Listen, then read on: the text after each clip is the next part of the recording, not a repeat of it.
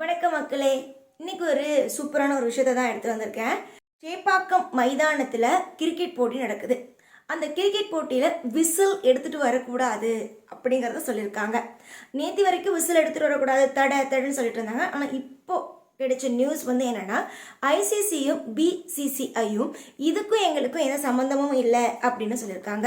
அது மட்டும் இல்லாமல் அந்த மைதானத்தோட நிர்வாகம் என்ன சொல்லியிருக்காங்கன்னா, எங்களுக்கு அதை பற்றி சம்மந்தம் இல்லை, நாங்கள் தடை கொடுக்கல அப்படிங்கிறதையும் அவங்க சொல்லியிருக்கிறாங்க. அப்போ யார் தடை பண்ணா, எதனால விசில் எடுத்துகிட்டு வரக்கூடாதுன்னு சொன்னாங்க, அப்புறம் விசில் எடுத்துகிட்டு வந்தால் வாங்கி வச்சுப்போம் அப்படின்னு சொன்னாங்க அப்படிங்கிறது தெரியல. இப்போ இன்னொன்று என்ன சொல்லியிருக்காங்கன்னா, நாங்கள் இதுக்கு தடை விதிக்கல, நாங்கள் தடை விதிக்கலன்னு எல்லாருமே சொல்லிட்டாங்க. அப்போ யார் தான் தடை விதிச்சது, யார் தான் இதை முதல்ல எடுத்துகிட்டு போகக்கூடாதுன்னு சொன்னது, யார் விசில் சேப்பாக்கம் ஸ்டேடியத்துக்குள்ளே எடுத்துகிட்டு போகக்கூடாது. அந்த கிரிக்கெட் நார்மலாகவே கிரிக்கெட் பார்க்கும்போது ஸ்டேடியத்தில் விசில் அடிச்சு அந்த விசில் ஏன் எடுத்துகிட்டு போகக்கூடாது அப்படிங்கிறது ஒன்றுமே புரியல. நார்மல் ஒரு விசில் ஏன் உள்ளே எடுத்துகிட்டு போகக்கூடாது அப்படின்னு சொன்னாங்கன்னு தெரியல. உங்கள் மனசில் என்ன இருக்குது அப்படின்ட்டு சொல்லுங்கள்.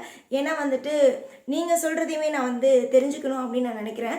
இந்த வீடியோ கமெண்ட் பாக்ஸில் எதுக்கு எடுத்துகிட்டு போகக்கூடாதுன்னு சொன்னாங்க, என்ன ரீசன் அப்படின்னு உங்கள் மனசுக்குள்ள சில விஷயம் இருக்கும்ல, அதை சொல்லுங்கள். சப்ஸ்கிரைப் பண்ணி வச்சுக்கோங்க. சப்ஸ்கிரைப் பண்ணிவிட்டு பக்கத்தில் இருக்க பெல் கிளிக் பண்ணிடுங்க. விஜய் என்ன பிடிக்குன்னா ஒரு லைக் மட்டும் பண்ணிவிடுங்க. அது மட்டும் இல்லாமல் மறக்காமல் கமெண்ட் பண்ணுங்கள். கான்ஃபிடென்ட்டாக இருங்க, நல்லதே நடக்கும், வெற்றி நிச்சயம்.